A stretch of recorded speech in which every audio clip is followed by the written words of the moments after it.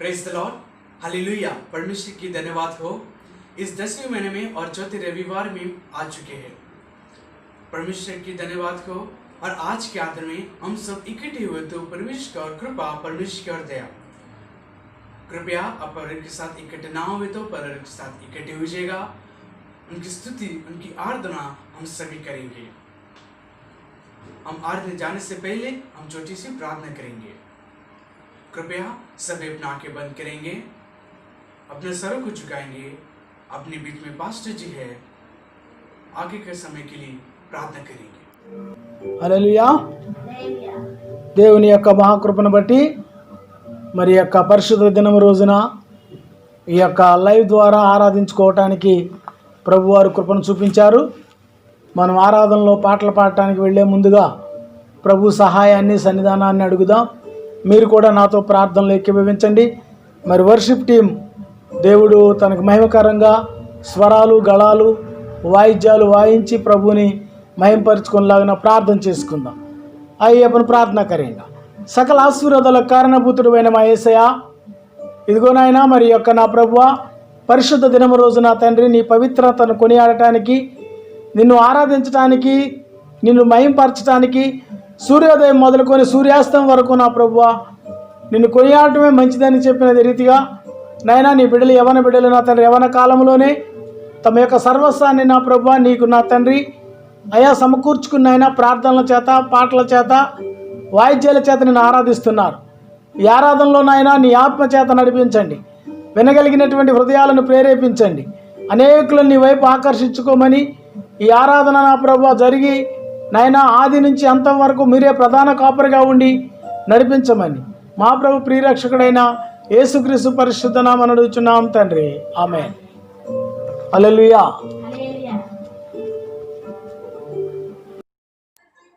Hallelujah. हम गीत गाकर उनकी स्तुति, उनकी आराधना करेंगे।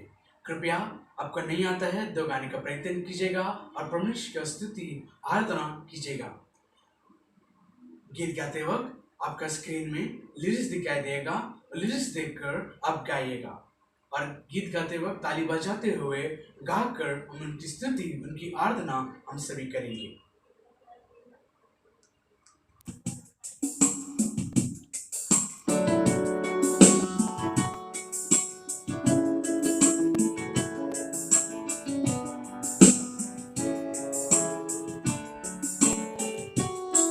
तेरी स्तुति मैं करूं, आराधना करूं दिल से, दिल से।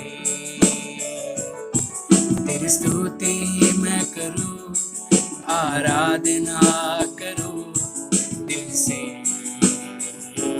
दिल से। मेरी सांसों में तेरा नाम रहे, मेरी सांसों में तेरा नाम रहे, है प्रभु तू ही तू। तेरी स्तुति मैं करूं, आराधना करूं दिल से,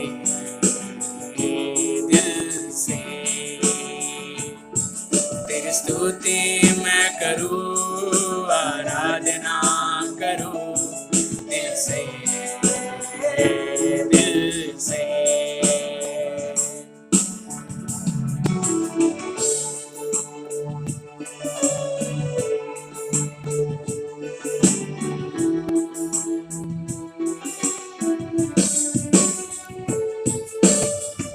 जहाँ मेरी नजर जाए वहाँ तेरी स्तुति हो। जहाँ मेरी नजर जाए वहाँ तेरी स्तुति हो। सारे दुनिया का रखवाला तू, सारे दुनिया का रखवाला तू है यीशु, तू ही तू। तेरी स्तुति मैं करूं, आराधना करूं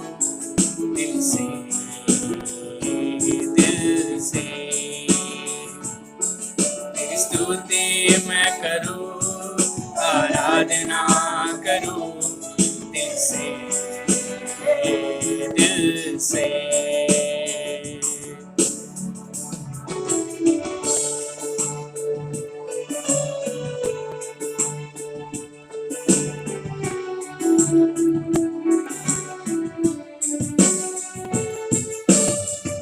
खुशी और गम में साथ हो तेरा, प्रारंभ और अंत में नाम हो तेरा।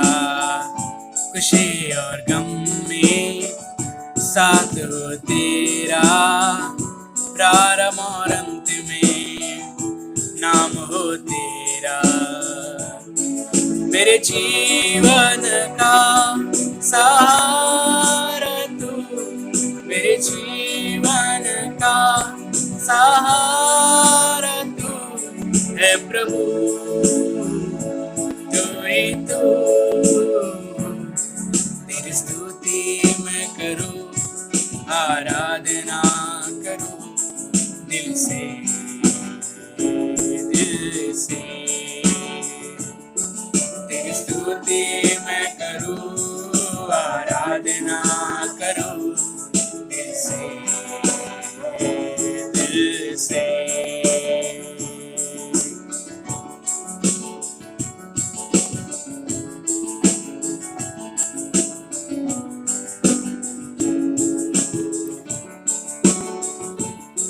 तेरी स्तुति मैं करूं, आराधना करूं दिल से, दिल से।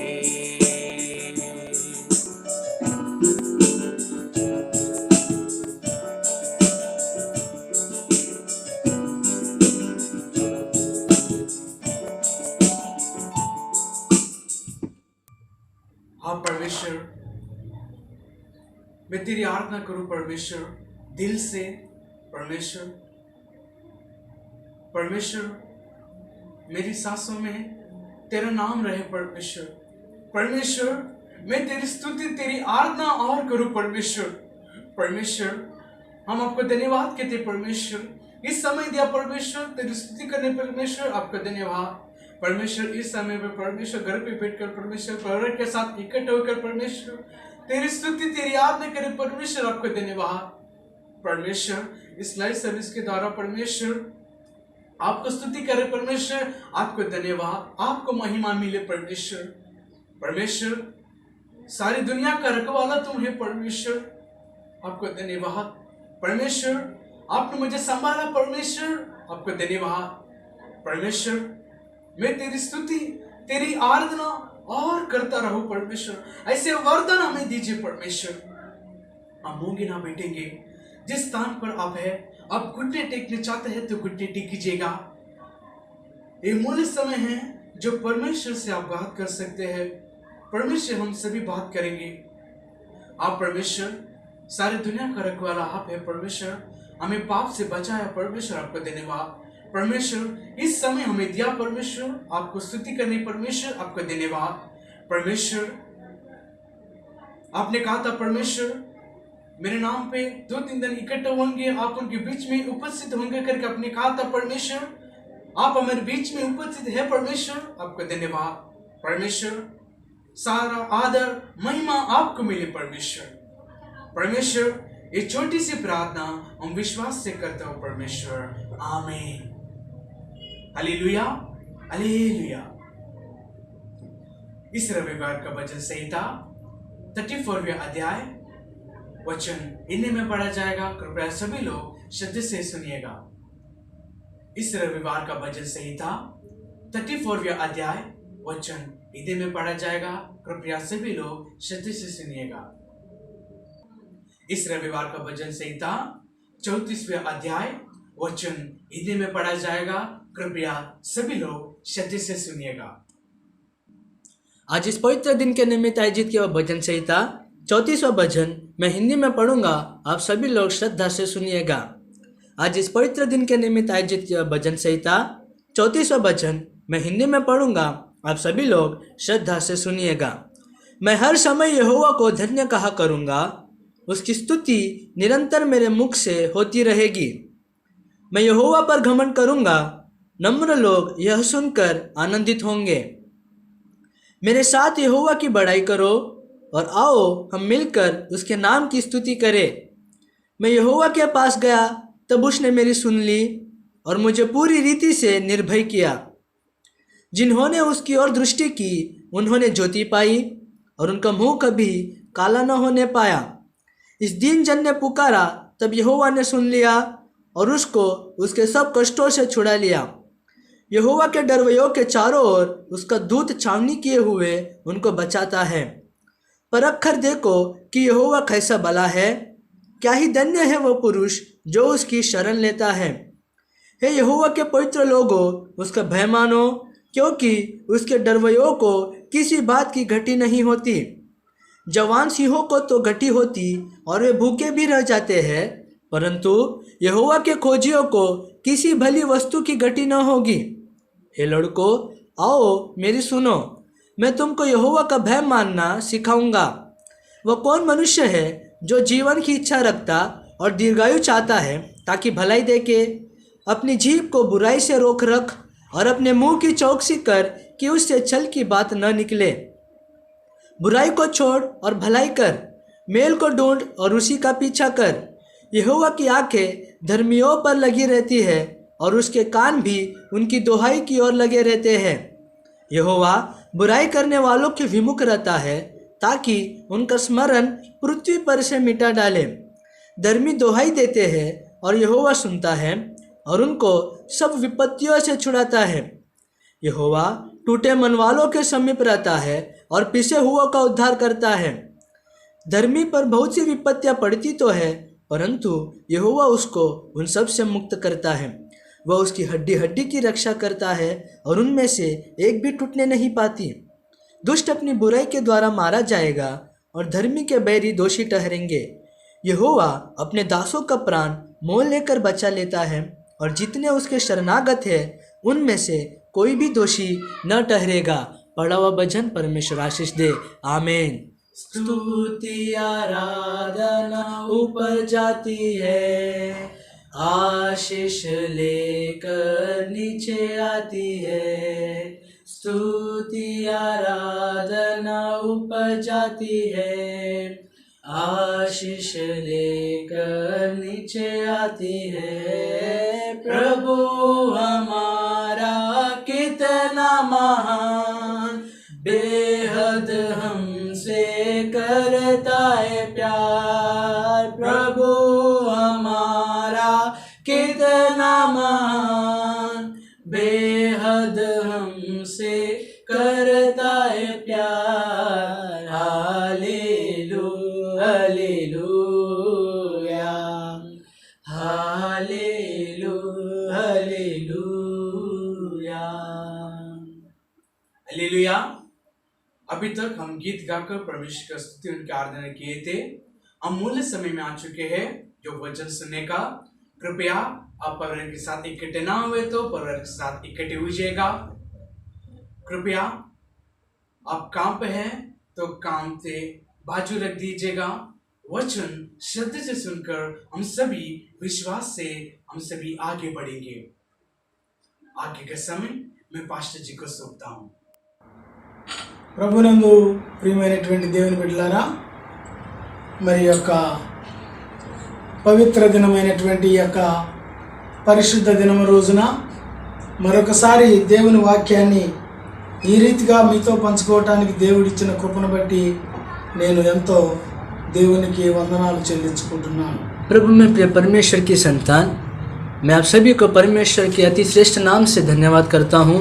फिर एक बार आप सभी से वचन इस बांटने का अच्छा मौका दिया, इसलिए मैं परमेश्वर का धन्यवाद करता हूँ। మరి లాక్డౌన్లో కూడా చాలా నెలలు గడిచిపోతానే ఉన్నాయి। ये निर्बंध में बहुत से दिन बीतते गए हैं। మరి చూస్తూ చూస్తూ 10వ నెలలోకి వచ్చేసాము। देखते देखते हम इस 10वें महीने में पहुंच गए हैं। ఆశ్చర్యంగా ఉందంటే ये कितना अचंभा की बात ఇంకా है। 2 నెలలు అయితే ఈ యొక్క 2020 కూడా మనం క్రాస్ చేస్తున్నాం। अगर 2 महीना बीत जाएगा तो ये 2020 भी खत्म हो जाएगा। హల్లెలూయా। परमेश्वर की स्तुति हो। దేవుడు మరి చాలా ఇది 2020లో మనకు ఒక మంచి అనుభవాలు నేర్పించారు. परमेश्वर ने हमें 2020 वर्ष में अच्छा अनुभव सिखाते आया है. అంటే మనకే నేర్పించాడా లేకపోతే బైబిల్ పరిశుద్ధ గ్రంథంలో ఇంకా ఎంతో మందికి ఈ అనుభవాలు ఉన్నాయి. ये जो हमें नहीं, पवित्र शास्त्र में से बहुत सारे लोग हैं जिन्हें सभी लोगों को ये अनुभव किया है. మరి ఈ రోజు దేవుని యొక్క వాక్యంలో आज के दिन, आज के वचन में ఇశ్రాయేలీల్లో ఒక కుటుంబాన్ని దేవుడు చూశాడు. ये जो इसराइलियों में से परमेश्वर ने एक परिवार को देखा. ఆ కుటుంబంలో ముగ్గురు స్త్రీలు ఉంటారు. उस परिवार में 3 स्त्रियां थे. ఆ స్త్రీలు ముగ్గురు గురించి దేవుడు మనకు గుణపాఠం నేర్పాడు. वो 3 स्त्रियों से परमेश्वर आज हमें एक सीख सिखाने वाला है. వాళ్ళు కూడా ఇలాగే లాక్డౌన్ లాగానే ఉంది పరిస్థితి. उनका हाल भी ऐसे ही जो निर्बंध का जैसा था. కరువు తాండవిస్తా ఉంది. ये जो अकाल उनके ऊपर गिर रहा था. ఆ యొక్క దుష్కాలు ప్రభావం చాలా వరకు తీవ్రంగా ఉంది. ये जो दुष्काल का नहीं तो अकाल का जो तीव्रता बहुत था. అది న్యాయాధిపతులు ఏలుతున్న దినాలు. ये जो न्यायों के दिन थे. ప్రియులారా, ఆ టైంలో उन दिनों में బెత్లెహేము నుంచి बेथलेहम में से ఈ యొక్క మోయాబీ దేశానికి ప్రయాణమైంది ఒక ఫ్యామిలీ. एक परिवार था जो बेथलेहम से जो मोआब के देश में चला जा रहा था. ప్రియులారా, అయితే బెత్లెహేములో కరువు వచ్చింది. ये जो बेथलेहम में जो अकाल आया था. ప్రియులారా, దేవుడు ప్రేమించినటువంటిది రొట్టెల గృహము బెత్లెహేం అంటారు. ये जो परमेश्वर जिस शहर से प्यार किया, जो रोटियों का भंडार ने तो घर कहलाने वाला है, बेथलेहम का गांव. సమృద్ధి ఆశీర్వాదాలు అక్కడ ఉంటాయి. ये जो उधर समृद्धि और आशीष उधर ज्यादा मिलते हैं. అలాంటి ప్రాంతమైనటువంటి బెత్లెహేంని వదిలి ऐसे प्रांत जो बेथलेहम को छोड़कर ఇక్కడ ఈ ఫ్యామిలీ इधर इस परिवार మోయాబీ దేశానికి బయలుదేరింది. ये जो मोआब के देश में चले जा रहे थे. ఎందుకు బయలుదేరిందంటే क्यों निकल जा रहे थे? ఒకవేళ బెత్లెహేంలో అందరూ బయలుదేరారంటే లేదు, ये जो सभी लोग बेथलेहम से निकल गया, कोई भी नहीं निकले. కానీ ఈ ఫ్యామిలీ మాత్రమే. केवल एक ही फैमिली. నేను బాగుంటే చాలు, मेरा अच्छा होगा तो ठीक है, బాగుంటే చాలు, मेरा परिवार का నా भला हो तो కుటుంబం ठीक బాగుంటే है, చాలు, मेरे बच्चे अच्छे होंगे तो चलेगा, నేను సుఖ సంతోషాలతో ఉంటే చాలు यदि मैं सुख और संतोष से जीव तो बस है. అనుకుని చాలా మంది కొన్ని స్వతంత్ర నిర్ణయాలు తీసుకుంటారు. ऐसे बहुत से लोग स्वतंत्र नहीं तो जो सेल्फिश निर्णय लेते हैं. అలాగే ఈ ఫ్యామిలీ కూడా తీసుకుంది. ऐसे ये परिवार ने भी लिया. ఒకసారి ఒక యవనస్తుడు एक बार एक जवान बेटा ఒక స్టేజ్ ప్రోగ్రామ్ ఏర్పాటు చేశారు. ये जो एक स्टेज के ऊपर उनका कुछ कार्यक्रम प्रोग्राम था. ఆ యవనస్తుడి చేతిలో उस जवान के हाथ में ఒక చిన్న పిచ్చుక ఉంది. एक छोटा सा जो पंछी थी. ఆ పిచ్చుకను చూపించాడు అందరికి. वो जवान ने सबको वो पंछी दिखाया. ఆ చూపించి वो दिखाकर ఇప్పుడు నేను ఒక అద్భుతం చేయబోతున్నాను, अब मैं कुछ मैजिक करने वाला हूँ, మీరందరూ జాగ్రత్తగా చూడండి, आप सभी लोग जागरूक से देखिएगा, మీరందరూ చాలా జాగ్రత్తగా వినండి, आप सभी लोग जागरूक से सुनिएगा, నా వైపే చూడండి. मेरी ओर ही देखो. ఇప్పుడు వాళ్ళలో ఒక పెద్ద ఆయన్ని అడిగాడు. उनमें से एक बुजुर्ग व्यक्ति से उन्होंने पूछा, తాత दादाजी నా రెండు చేతుల్లో ఉన్న ఈ పిచ్చుక जो मेरे दोनों हाथों के बीच में जो चिड़िया है చచ్చిందా బతికిందా वो जिंदा है कि मुर्दा है, చెప్పగలవా? आप बता सकते हो क्या? ఆయన కప్పెట్టాడు. ऐसे उन्होंने दोनों हाथों के बीच में छुपा लिया. తాతకి ఏం చెప్పాలి అర్థం కాదు. अभी दादा को क्या कहना कुछ समझ में नहीं आया. ప్రేక్షకులందరికీ దిమాకు పలు విధాలుగా పనిచేస్తారు. ये जो दर्शकों का जो दिमाग ने तो विचार अलग अलग तरीके से सोच रहे थे. ఏ జవాబు చెప్పాలి ఇప్పుడు अभी उत्तर क्या देना है, అని చెప్పి అందరూ ఆలోచించేస్తున్నారు. ऐसे सभी लोग विचार कर रहे थे. ఈ తాత కొంచెం అనుభవం గల సీనియర్ కాబట్టి ये बुजुर्ग व्यक्ति उनका कुछ ज्यादा ही अनुभव था, इसीलिए ఆయన అన్నాడు, उन्होंने कहा అరే ఆ పిచ్చుక చావాలన్నా బ్రతకాలన్నా నీ చేతుల్లో ఉంది. उस चिड़िया का जीना हो या मरना हो तेरे हाथों में ही है वो. ప్రియులారా గమనించండి, प्रिय लोग ध्यान दीजिए, మన జీవితాలు కూడా हमारे जीवनों में भी మన యొక్క జీవితాల్లో కూడా కొన్నిసార్లు हमारे जीवनों में भी మనం कई ఉన్నత बार స్థితికి వెళ్ళాలన్నా, अगर हमें ऊंचे स्थानों में पहुंचना हो तो, మనము ఆ యొక్క ఉన్నతమైన స్థానాలు అధిరోహించాలన్నా, अगर ऊंचे स्थानों का पार करना हो तो మన జీవితాలు ఒక్కోసారి మన చేతుల మీదే మన యొక్క భవిష్యత్తు ఆధారపడి ఉంది. हमारे जीवन का नहीं तो भविष्य हमारे हाथों के ऊपर ही आधारित है वो. ఇక్కడ ఈ యొక్క ఫ్యామిలీ इधर ये परिवार, భార్య భర్త, ये जो पति पत्नी, తర్వాత ఆమె పేరు ఎలిమెలెకు, ये जो उनका नाम है एलीमेलेक, అతని భార్య పేరు నయోమి, ये जो उनका पत्नी का नाम नायोमी थी, అతనికి ఇద్దరు కుమారులు उनको ఉన్నారని. 2 बेटे थे. ప్రియులారా గమనించండి, प्रिय लोग ध्यान दीजिए, చక్కని ఫ్యామిలీ अच्छा परिवार సుఖ జీవనం చేస్తా ఉంది. सुख से जी रहे थे. ఏదో చిన్న సమస్య వచ్చిందని, छोटा सा मुसीबत आया చిన్న इसलिए, ఆటంకం వచ్చిందని छोटा सा जो क्लेश आया అని करके చెప్పేసి ఆ గ్రామాన్ని ఆ ప్రాంతాన్ని వదిలేసి శపితమైన ప్రాంతానికి వెళ్తున్నారు. उस प्रांत को छोड़कर, आशीष प्रांत को छोड़कर शापित हुआ देश की ओर जा रहे थे. వెళ్ళారు, బాగానే ఉంది. गए थे, ठीक है. ప్రియులారా, అక్కడికి వెళ్ళిన తర్వాత కొన్ని సంవత్సరాల కాపురం ఉన్నారు. उधर जाने के बाद कई साल तक उन्होंने उधर जीवन बिताया. వెళ్ళినటువంటి దేశం మంచిది కాదండి. ये जो जिस देश में गए वो देश अच्छा नहीं था. ప్రియులారా, కొన్నిసార్లు प्रिय लोग, कई कबार కూడా కొన్ని మనం నివసిస్తున్న ప్రాంతాల్లో కొన్ని ప్రభావాలు మన మీద ఉంటాయి. कई कबार हम जिस प्रांत में जीते हैं, रहते हैं, उस प्रांत में भी कई प्रभाव हमारे ऊपर होता है. ఎందుకంటే क्यों क्यों कह रहा हूँ? సరైనటువంటి సమయంలో సరైన నిర్ణయాన్ని ఎంచుకోవాలి. सही समय पर सही निर्णय हमें चुनना है. ఈ మోయాబీ దేశం అంటే ये जो मोआब देश बोले तो అక్రమ సంతానానికి నిలయము.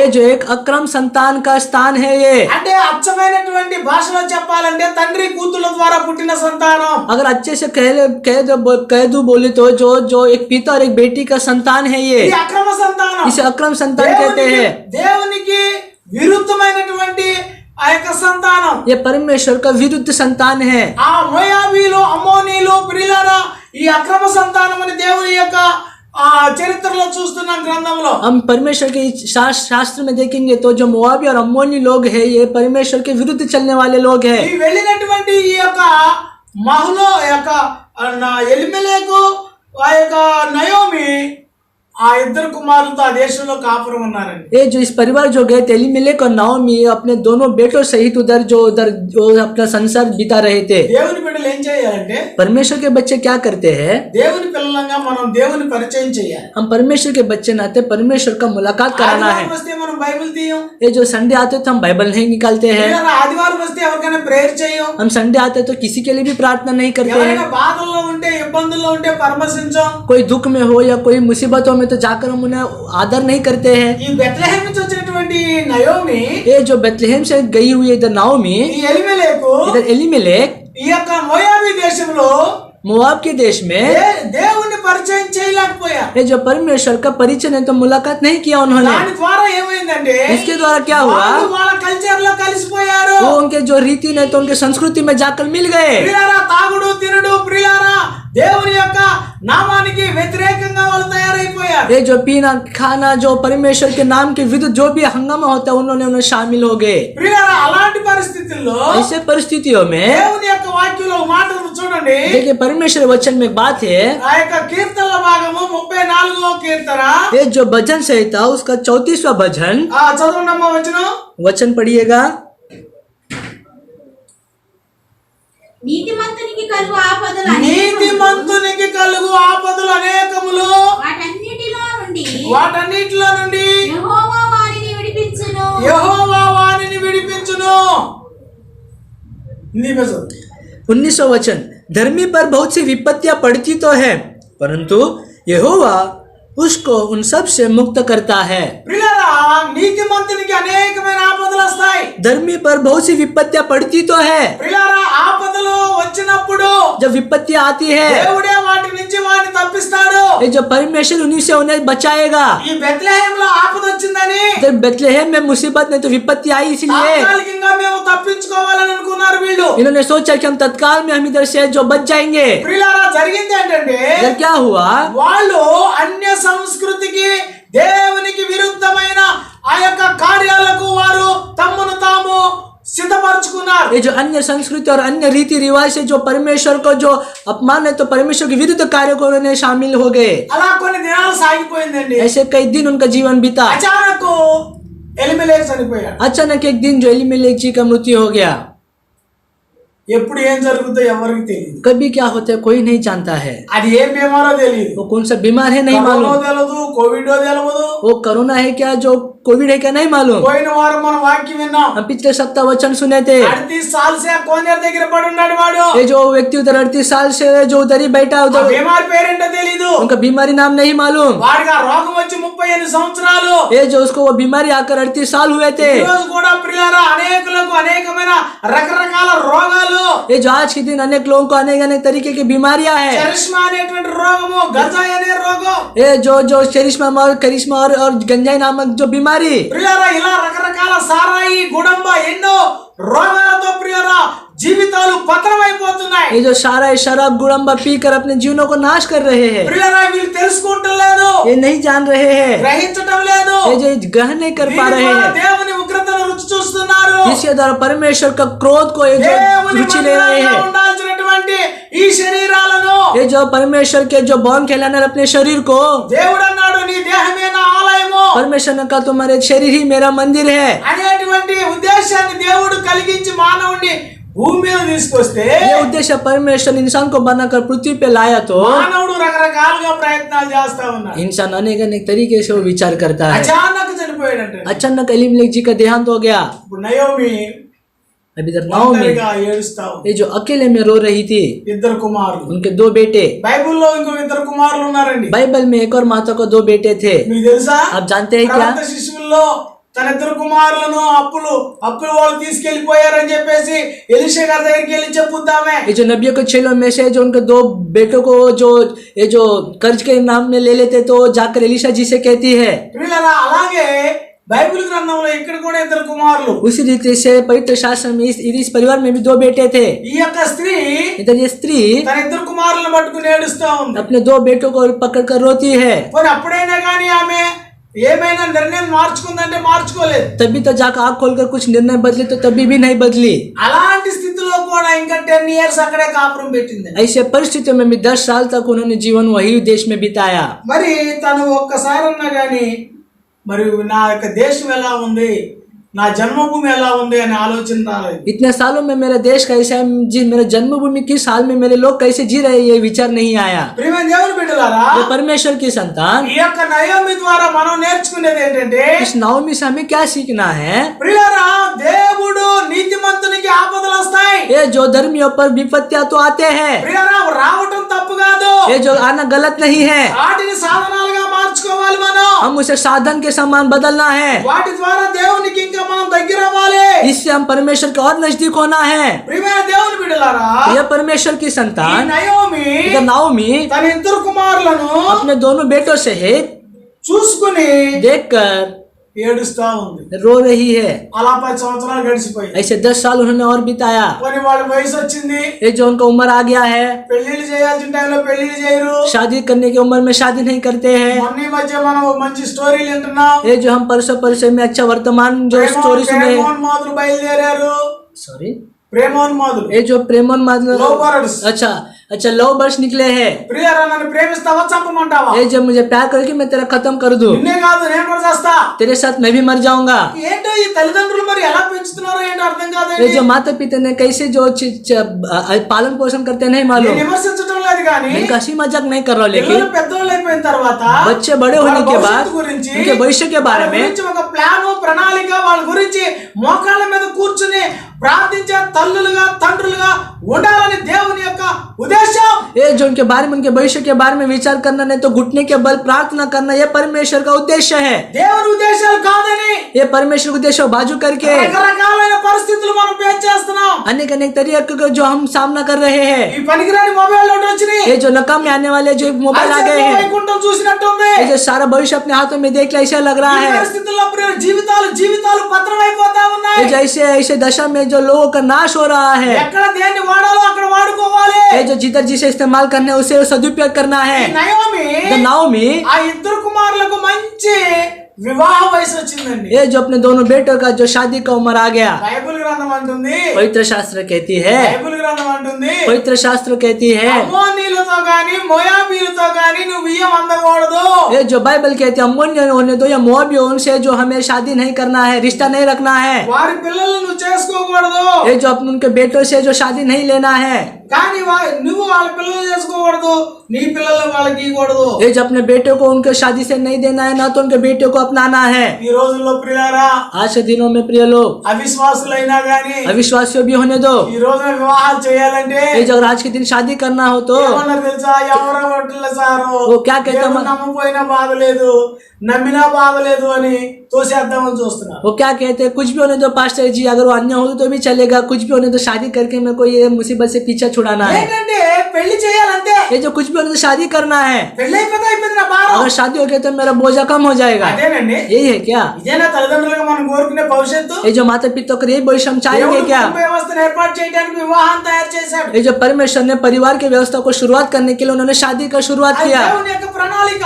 ये परमेश्वर का प्रकल्प है। దాన్ని మనం ఒక స్త్రీ పురుషుని జత చేసినట్టు చూస్తున్నాం. ये जो हम इसे केवल एक स्त्री और पुरुष को एक साथ रखना देख रहे ఈ हैं। నయోమి కూడా नाओमी भी ఎక్కడి నుంచి వచ్చింది అంత మర్చిపోయింది. जिधर से आई वो सारा बात भूल गई। ఆ దేశంలోనే ఇద్దరు కోడలను తీసుకుని పెళ్లి చేసింది. उसी देश में जाकर 2 बहुओं को उन्होंने जो शादी कर लिया। 10 సంవత్సరాలు అయిపోయింది. ये जो 10 साल बीत गए, మరలా కొన్ని రోజులు గడిచిపోయింది. फिर से कई दिन बीत गए, ఇద్దరు కుమారులు చచ్చిపోయారు. दोनों बेटों का देहांत हो गया। ఎలా ఉంటుంది చెప్పండి? अब बताइए उस घर का हाल कैसे होगा? ఇప్పుడు ఒక విధవరాలు, अब इधर एक विधवा थी కానీ ఇప్పుడు ఇద్దరు విధవరాలు అయ్యారు. और इधर जाकर 3 विधवाएं हो गए। ఇప్పుడు వీళ్ళు ముగ్గురు కలిసి ఆ ఇంట్లో ఉన్నారు. अभी 3 विधवा रहकर एक ही घर में रहते हैं। ఆ గృహం ఎలా ఉంటుందో वो చెప్పండి. घर का हालत कैसे होगा ఆ बताइएगा। పరిస్థితి ఒకసారి మీరు ఆలోచించండి. ये जो उनका परिस्थिति एक बार विचार करो। కొన్నిసార్లు మనం తీసుకునే నిర్ణయాల మీద कई का बार हम जो निर्णय लेते हैं, పరిస్థితుల ప్రభావం ఉంటుంది. ये जो अपने परिस्थितियों का प्रभाव होता है। ప్రియమైన దేవుని బిడ్డలారా, ये परमेश्वर की संतान, ఈ యొక్క జీవితం ద్వారా మనం నేర్చుకునే పాఠం ఏంటంటే, इस जीवन से हमें क्या सीख मिलती కుటుంబ है? వ్యవస్థలో మన యొక్క ప్రణాళికలు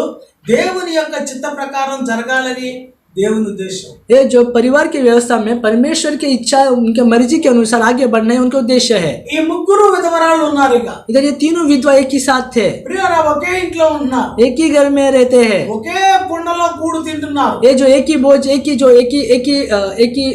ही थाली में एक भोजन कर रहे हैं, కానీ వారి జీవితాలు వ్యత్యాసాలు వేరు. लेकिन उनके जीवन का जो मतलब है वो अलग अलग है। ఒక రోజున एक दिन దేవుడు परमेश्वर ने, బెత్లెహేంను దర్శించినట్లుగా, जैसे परमेश्वर ने बेथलेहम को दर्शन दिया, మరలా బెత్లెహేములో మరి దేవుడు ఆశీర్వాదాలు ఇచ్చినట్లుగా जैसे परमेश्वर ने फिर से बेथलेहम को आशीष दिया, उस रीति से నయోమికి తెలుస్తుంది. नयोमी जान लेती है। ఆ నయోమి తెలుసుకున్నప్పుడు नाओमी जानने के మరలా తన बाद దేశానికి వెళ్ళాలని నిర్ణయం फिर తీసుకుంది. से अपने देश लौटने का विचार करती है। ఆ నిర్ణయంలో उस निर्णय में ఆ నయోమి नाओमी ఏం చేసిందంటే తన ఇద్దరు కోడళ్లను, वो क्या करती है, अपने दोनों बहुओं को बुलाकर, వాళ్ళిద్దరిని పిలిచి दोनों को बुलाकर ఆ యొక్క చౌరాస్తా దగ్గర నిలబడి, ये जो चौरास्ते के उधर खड़े होकर, అమ్మలారా, देखिए बेटियों, మీరు आप యవనస్తులు, अब जवान हो, మీరు యవన స్త్రీలు, अब जवान स्त्री हो, నా బ్రతుకైతే ఇలా తగలడిపోయింది, मेरा जीवन तो ऐसे नाश हो गया है, కాబట్టి నాతో పాటు మీ జీవితాలు ఎందుకు పాటు చేసుకోండి, मेरे साथ तुम्हारा जीवन क्यों नाश कर रहे हो? మీరు మంచిగా ఉండండి,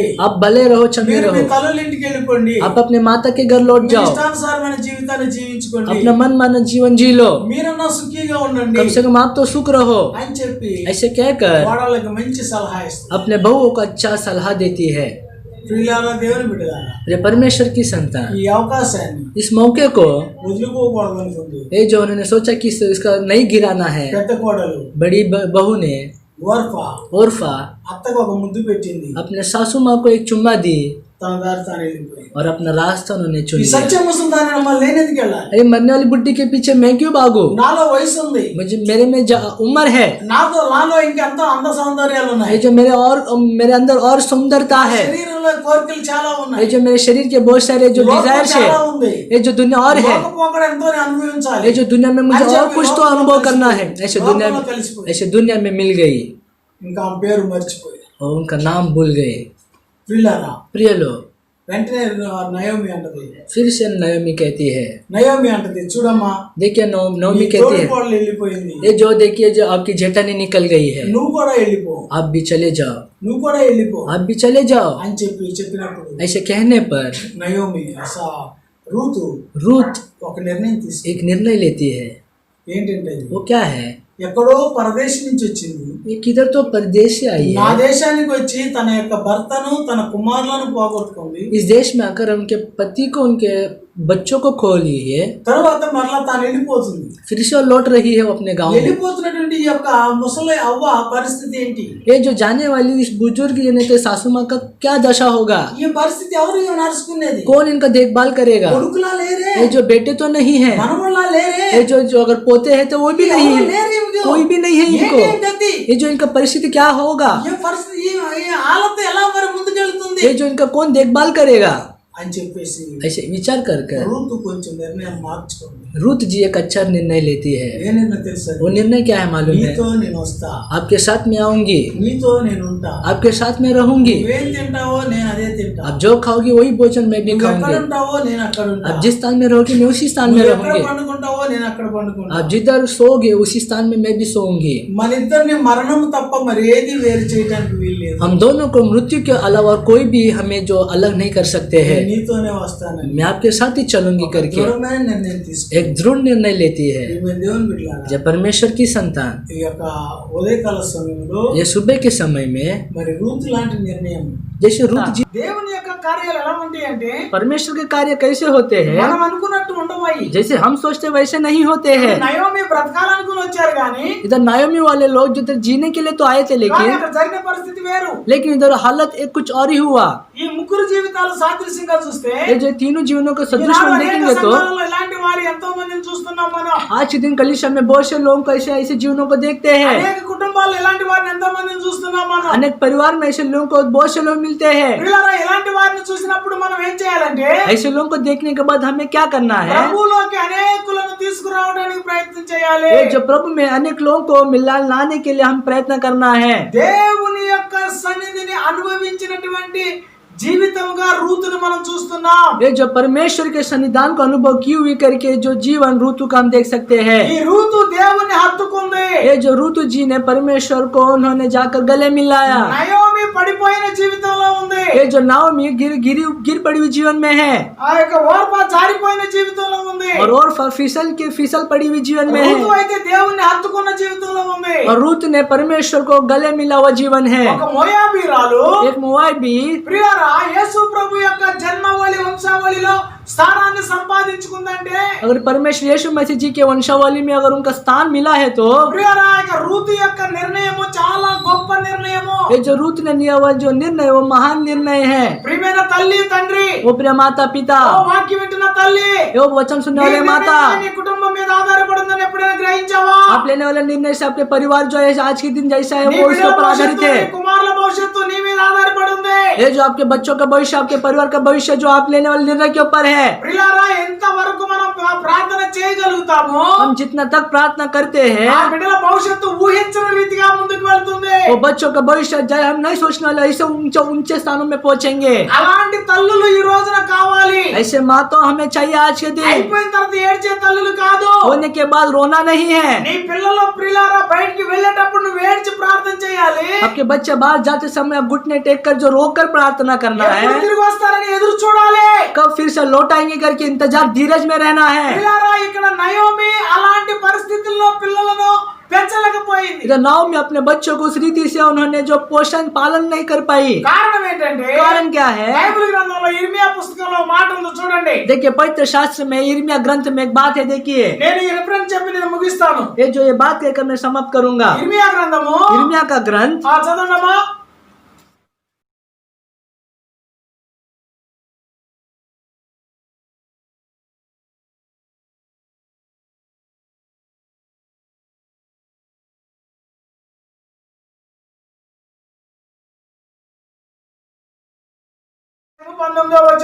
यिर्मयाह का ग्रंथ उसका दूसरा अध्याय 19वां वचन ఏమంటుందంటే ఇక్కడ इधर क्या कहती है?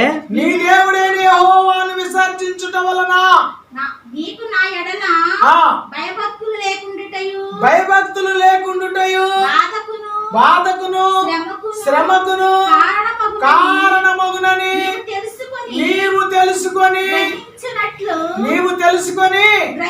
గ్రహించునట్లు నీ చెడుతనమును చూడండి. देखिए ఒక్కసారి ఆగమ్మ. ఇక్కడ నయోమి ఎలిమెలెకు వచ్చినప్పుడు ఎలా వచ్చారండి? नाओमी और एलीमेलेक जब मोआब देश में कैसे आए थे? బెత్లెహేం నుంచి వచ్చారు వాళ్ళు. बेथलेहम से आए थे।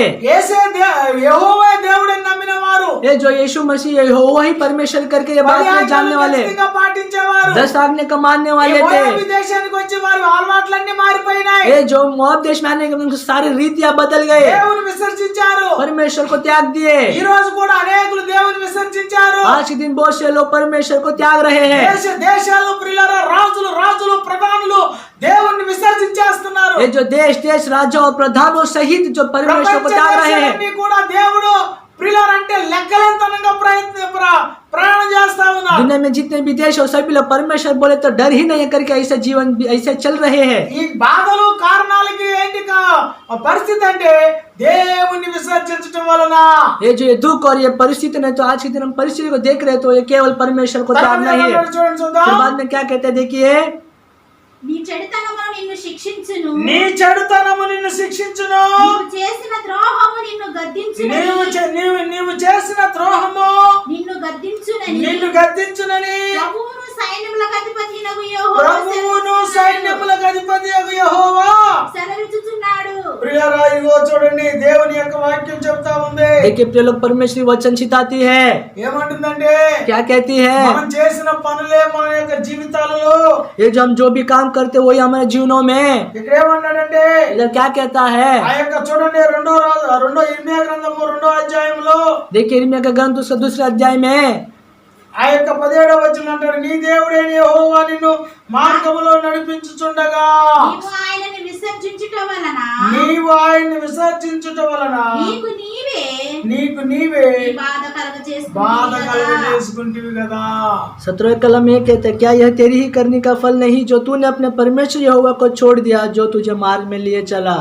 ఈ రోజున మానవుడు ఇలాగే తయారయ్యాడు. प्रिय लोग, आज के दिन इंसान ऐसे जी रहा है, अपने खुद के राहों पर चलता है. దేవుడు అంటే ప్రియులారా భయం లేదు. परमेश्वर बोले तो भय ही नहीं है. ప్రియులారా భయంకర పరిస్థితులు. प्रिय लोग, भयंकर परिस्थितियां. 6 నెలల్లో వచ్చిందండి కరోనా. 6 महीनों में आए कोरोना. దాని గురించి ఎంత హంగామా అంటే, ये कितना हंगामा किया उन्होंने. మాస్క్ లేకుండా బయటకు వెళ్ళొద్దండి, మాస్క్ పెట్టుకుని వెళ్తున్నాం. ये जो बिना मास्क का बाहर नहीं निकलना है बोले तो मास्क पहन के निकलते हैं. కానీ వచ్చిన తర్వాత చేతులు కడుక్కోమంటే కడుక్కుంటున్నాం. ये जो आने के बाद घर लौटने के बाद हाथ धोना है तो धोते हैं.